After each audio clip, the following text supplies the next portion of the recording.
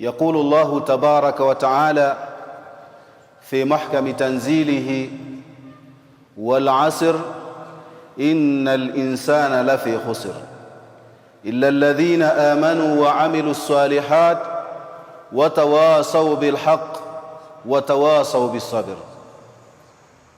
صدق الله العلي العظيم. Ndugu zangu Waislamu, baada ya kumshukuru Mwenyezi Mungu Subhanahu wa Ta'ala, kumtakia rahma Mtume Muhammad sallallahu alayhi wasallam, atunabudi kuregesha shukurani za dhati kwa Mwenyezi Mungu Subhanahu wa Ta'ala, ambaye kwamba kwa neema zake ametujalia kwa wakati mtukufu kama huu tukawa tuko ndani ya nyumba tukufu ya Mwenyezi Mungu Subhanahu wa Ta'ala kufanya ibada tukufu miongoni mwa nguzo za Kiislamu, ambayo kwamba ni nguzo ya pili ya Kiislamu kufaradhishwa na Mwenyezi Mungu Subhanahu wa Ta'ala. Neema hii sio kila mtu ameipata. Ni neema ambayo wengine wamekosa mpaka ile neema ya kwanza ya Uislamu. Sisi tumepata neema ya Uislamu na tumepata neema ya kufanya ibada kumwabudu Mwenyezi Mungu Subhanahu wa Ta'ala. Ikhwatal afadhil, kwa muda huu mfupi tutakumbushana hadithi moja kabla khatibu hajapanda kwenye mimbar. Tutakumbushana hadithi moja ambayo iko na mambo muhimu zaidi ndani yake. Hadithi ya Abi Dharr al-Ghifari radhiyallahu anhu, ambaye anasema an Abi Dharr radhiyallahu anhu قال رسول الله صلى الله عليه وسلم: يا عبادي إني حرمت الظلم على نفسي وجعلته بينكم محرما فلا تظالموا. يا عبادي كلكم ضال إلا من هديته فاستهدوني أهديكم. يا عبادي كلكم جائع إلا من أطعمته فاستطعموني أطعمكم. يا عبادي كلكم عار إلا من كسوته فاستكسوني أكسيكم. يا عبادي لو أن أولكم وآخركم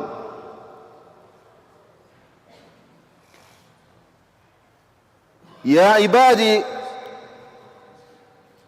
إنكم تسيئون بالليل والنهار وأنا أغفر الذنوب جميعا. يا عبادي إنكم تخطئون بالليل والنهار وأنا أغفر الذنوب جميعا فاستغفروني أغفر لكم. يا عبادي إنكم لن تبلغوا ضري فتضروني ولن تبلغوا نفعي فتنفعوني.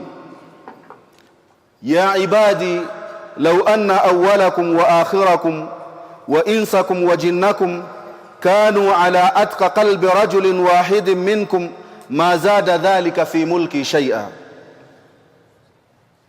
يا عبادي لو أن أولكم وآخركم وإنسكم وجنكم كانوا على أفجر قلب رجل واحد منكم ما نقص ذلك في ملكي شيئا. يا عبادي لو أن أولكم وآخركم وإنسكم وجنكم قاموا على صعيد واحد فسألوني فأعطيت كل واحد منهم مسألته ما نقص ذلك في ملكي شيئا أو ما ينقص ذلك إلا كما ينقص المخيط إذا أدخل البحر. يا عبادي إنما هي أعمال أحصيها لكم ثم أوفيكم إياها فمن وجد خيرا فليحمد الله ومن وجد غير ذلك فلا يلومن إلا نفسه.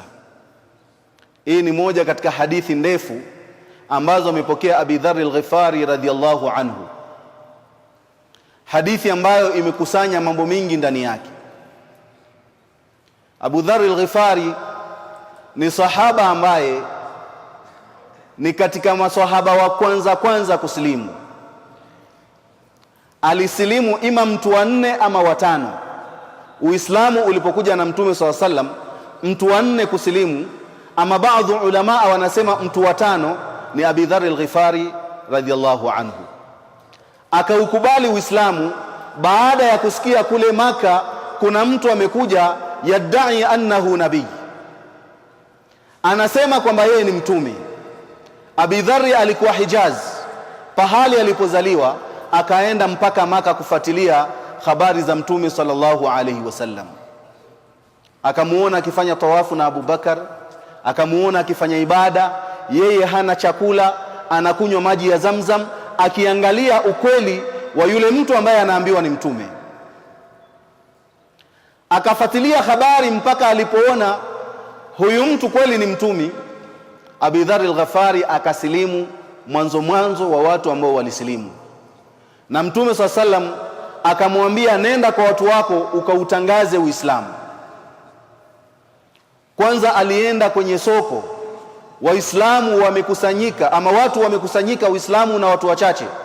Akapanda juu ya jabali akasema, la ashhadu an la ilaha illa Allah wa ashhadu anna Muhammadan rasulullah. Mtu wa kwanza kuutangaza Uislamu waziwazi.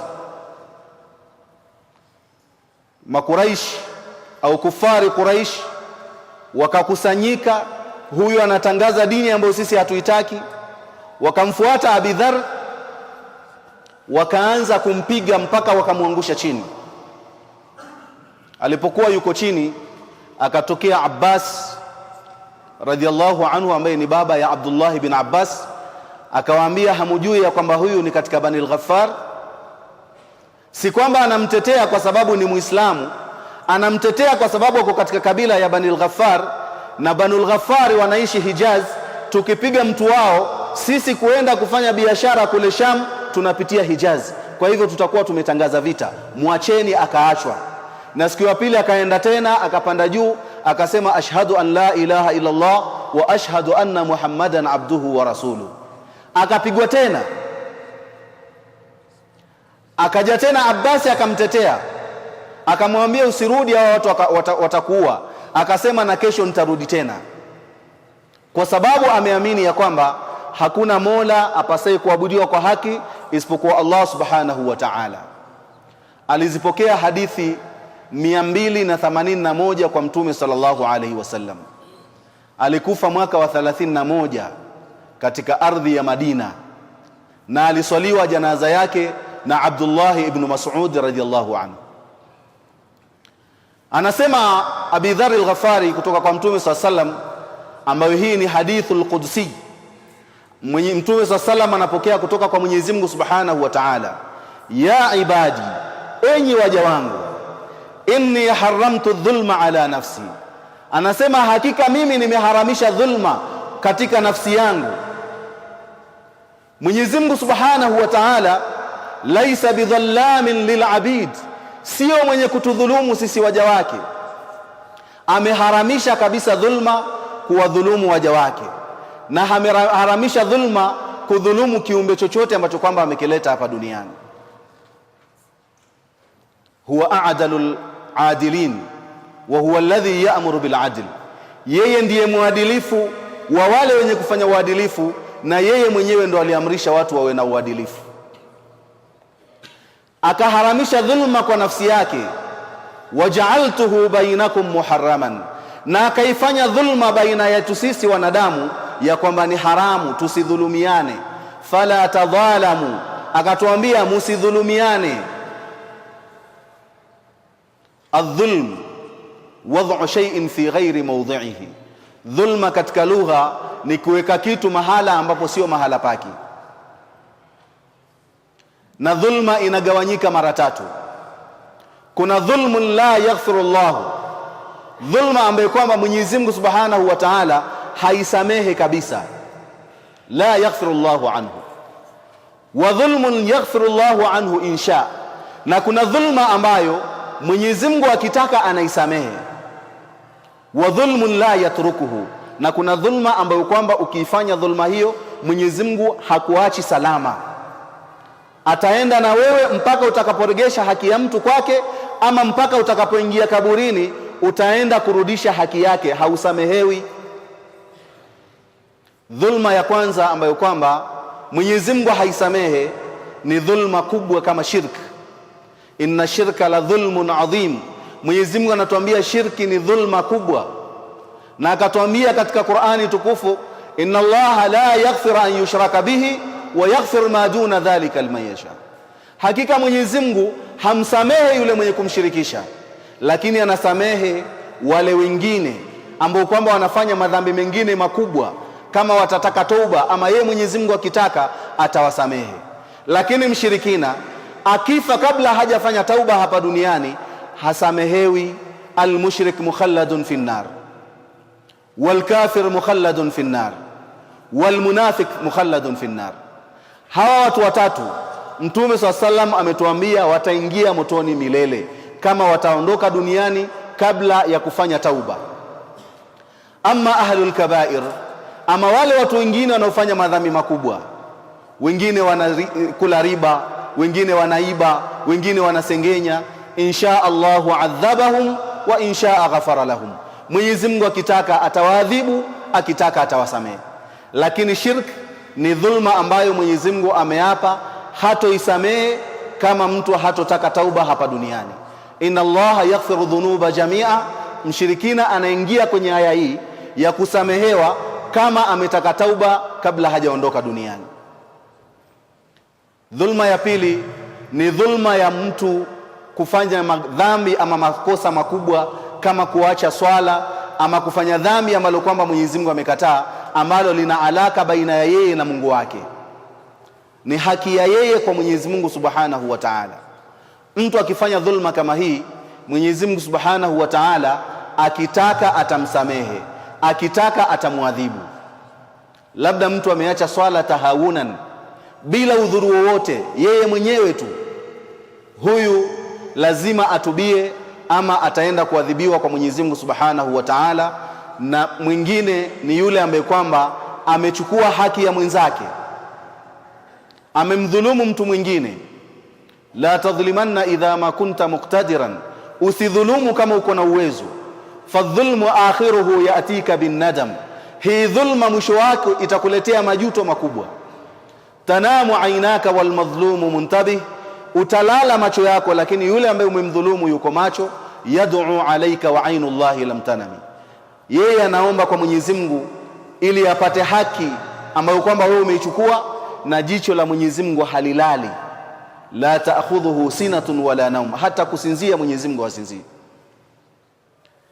Sasa hii ndiyo dhulma ambayo Mwenyezi Mungu anasema la yatrukuhu, haiwachi. Fattaku da'watal madhlum, ogopeni dua ya mwenye kudhulumiwa. Mtume anawaambia masahaba, fa innahu laysa bainahu wa baina Allah hijab, dhulma hiyo haina baina ya Mwenyezi Mungu, dua ya mwenye kudhulumiwa, na baina ya yule mwenye kuomba pazia, hakuna kizuizi katikati yake. Hili ni moja ambalo limezungumzwa katika hadithi kama ile. Jambo la pili akatuambia, ya ibadi, enyi waja wangu, kullukum dhallun illa man hadaituhu, nyote nyinyi mmepotea isipokuwa yule ambaye kwamba mimi mwenyewe nimemuongoza. Akasikia adhan, akaenda msikitini akaswali wakati wa fajiri, kuna baridi na labda yuko mbali na msikiti. Huyu ni mtu amepata hidayah kwa Mwenyezi Mungu Subhanahu wa Ta'ala. Kullukum dhalun, kila mmoja wetu amepotea, na hakuna ambaye kwamba anaweza kutuongoza isipokuwa Mwenyezi Mungu Subhanahu wa Ta'ala. Yahdi man yasha wa yudhillu man yasha, anamuongoza amtakaye na anamuacha apotee yule ambaye anamtaka vile vile. Ndio maana Mtume sallallahu alaihi wasallam wakati aking'ang'ana kufanya da'wa ili watu wake wa karibu zaidi wasilimu, akiwemo ammi yake ambaye amemlea Abu Talib na wengine katika sanadidi Quraish, wengine ni wajomba zake kina Abu Jahal na kina Abu Lahab. Mwenyezi Mungu Subhanahu wa Ta'ala alimwambia, innaka la tahdi man ahbabta walakin Allah yahdi man yasha, wewe hauwezi kuongoza yule unayempenda, lakini Mwenyezi Mungu anamuongoza amtakaye. Falhidayatu min Allah Subhanahu wa Ta'ala, hidayah inatoka kwa Mwenyezi Mungu Subhanahu wa Ta'ala.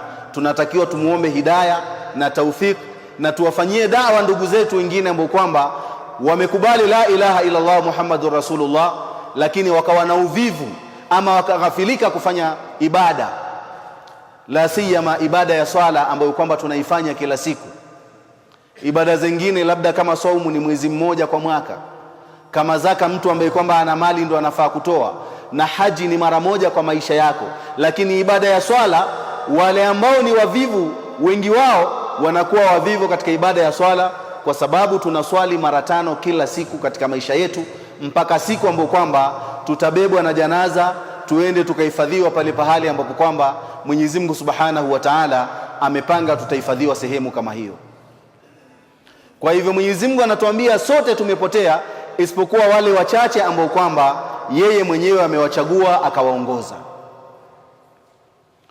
Vile vile akasema, ya ibadi, enyi waja wangu, kullukum jai'un, nyote nyinyi mko na njaa, illa man at'amtuhu, isipokuwa yule ambaye kwamba mimi nimemlisha, nimempatia chakula. Hakuna mtu ambaye kwamba anajitosheleza. Ni wangapi ambao kwamba wanashinda na njaa na wana mamilioni ya pesa kwenye akaunti zao, lakini amekatazwa na daktari, usile chakula hiki, usile hiki, usile hiki na hiki pia usile. Amebaki labda anaekewa drip, amebaki labda anaekewa maziwa na pipe, na vitu viko, vyakula viko, biashara yako nazo, lakini Mwenyezi Mungu hakumlisha, hakutaka ale. Na ndio maana tunafaa kuamini ya kwamba Mwenyezi Mungu Subhanahu wa Ta'ala amekadiria maisha yetu kuanzia sisi kuja ulimwenguni mpaka sisi kuondoka ulimwenguni. Kila kitu ambacho Mwenyezi Mungu amekiandika ni riziki yetu, hatuwezi kuondoka duniani bila kukipata. Na kitu ambacho kwamba hatukuandikiwa ni riziki yetu ama kitapitia mikono yetu, hata tukifanya bidii namna gani hatuwezi tukapata kitu kama hicho.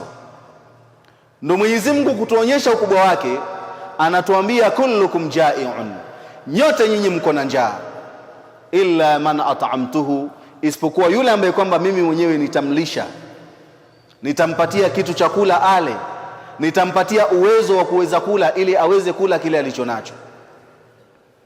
Vile vile akatuambia, ya ibadi, enyi waja wangu, kullukum aarun, nyote nyinyi mko uchi, hamna mavazi, illa man kasautuhu, isipokuwa yule ambaye kwamba nitampatia mavazi ambayo kwamba ataweza kuvaa. Kwa hivyo neema zote ametaja, mpaka neema ndogo ndogo ambazo kwamba tuko nazo. Uko na nguo zingine labda uko na mwaka mzima haujazivaa, zingine hata haukumbuki kama ni nguo yako, lakini pia anakuambia kuvaa hizo nguo ama wewe kupata neema kama hiyo ni kwa uwezo wa Mwenyezi Mungu Subhanahu wa Ta'ala, na hauwezi ukafanya bidii yako kupata kitu chochote kama Mwenyezi Mungu hakutaka wewe upate kitu kama hicho. Vile vile akatuambia, ya ibadi, enyi waja wangu, lau anna awwalakum, lau ingekuwa yule wa kwanza wenu, wa akhirukum, na yule wa mwisho wenu. Kabla ya hiyo amesema, ya ibadi, enyi waja wangu, innakum tukhti'una bil-laili wan-nahar, hakika nyinyi munanikosea mchana na usiku. Wa ana aghfiru dhunuba jami'a, na mimi nasamehe madhambi yote. Kullu ibn adam khata'un, wanadamu wote ni wakosaji, lakini bora ya wale wenye kukosea ni wale ambao wanarudi kwa Mwenyezi Mungu na kutubia. Akatukumbusha ya kwamba sisi ni watu tunafanya makosa usiku na mchana. Na Mwenyezi Mungu Subhanahu wa Ta'ala yaghfiru dhunuba jamia, anasamehe madhambi yetu ama madhambi yote kama mtu atataka msamaha. Hata ukija na madhambi mfano wa Jabal Uhud, lakini ukainua mikono kwa Mwenyezi Mungu Subhanahu wa Ta'ala, ukafuata shuruti tauba, Mwenyezi Mungu Subhanahu wa Ta'ala atakusamehe madhambi kama hayo. Vile vile kutuonyesha ufalme wake Mwenyezi Mungu Subhanahu wa Ta'ala akatuambia, ya ibadi, enyi waja wangu, lau anna awwalakum wa akhirakum, lau ingekuwa wa kwanza wenu mpaka wa mwisho wenu, qamu ala sa'idin wahidin, watasimama katika uwanja mmoja, fasaluni, wakaniomba hawa watu wote kuanzia Adam mpaka mtu wa mwisho, mas'alatahu, kile anachotaka, ma naqasa dhalika fi mulki shay'an, haitapunguza hiyo katika ufalme wangu kitu chochote, illa kama yanqusu almikhyat idha udkhila albahr, isipokuwa kama vile ambavyo kwamba inapunguza sindano ikiingizwa kwenye bahari, yale maji ambayo inatoka nayo, hicho ndio kiasi ambacho kwamba kitakuwa ni chenye kupungua. Ndugu zangu Waislamu, hadithi ni ndefu, hadithi ina mafundisho makubwa. Kwa sababu wakati wa khutba umefika, insha Allahu Ta'ala tutaishilia hapa. Tujue Mwenyezi Mungu Subhanahu wa Ta'ala ametupenda na Mtume sallallahu alaihi wasallam ametupenda, mpaka Mwenyezi Mungu Subhanahu wa Ta'ala ametuita katika Qur'ani ya ibadi, na Mtume ametuita katika Qur'ani ya ibadi. Akasema Qadhi al-Iyad, wa mimma zadani sharafan watihan wa kittu bi akhmusi at'aturaya dukhuli tahta qawlika ya ibadi. Ile kwamba tu umeingia katika neno ya ibadi, na Mtume sallallahu alaihi wasallam pia ameitwa ya ibadi, subhana alladhi asra bi'abdihi laylan. Hiyo pia ni neema kubwa ya Mwenyezi Mungu Subhanahu wa Ta'ala. Subhanakallahumma wa bihamdik wa ashhadu an la ilaha illa ant wa nastaghfiruka wa natubu ilayk.